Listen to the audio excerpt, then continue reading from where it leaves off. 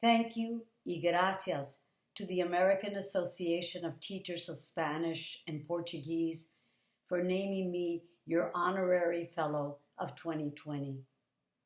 This has definitely been a year in which we welcome any spark of good news, and receiving this award has lit up this last dark winter month of 2020 in Vermont, where I live now. When I first got the news, I asked my agent, Stuart Bernstein, to be sure and check. Did you all know I write in English?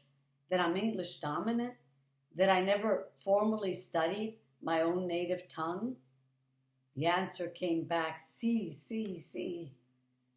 So it truly was a surprise and an honor to be included in the circle of past awardees, most especially Guillermo del Toro, whose film El laberinto del fauno, Pan's Labyrinth, is my top favorite film, along with Walter Sales' Central do Brasil, Central Station. Having arrived in this country in 1960 from the DR, the way that we affectionately refer to the Dominican Republic, our dear DR, in those pre-bilingual education, multicultural dark ages, my sisters and I were not encouraged to speak our native tongue. In fact, we were rebuked by our monolingual teachers if they found us in the hallways or playground speaking in Spanish. So I put all my energy and focus on getting command of my adopted tongue. That said, I've always called myself an all-American writer, combining my North American adopted tongue with stories, histories, cadences from the southern part of the Americas.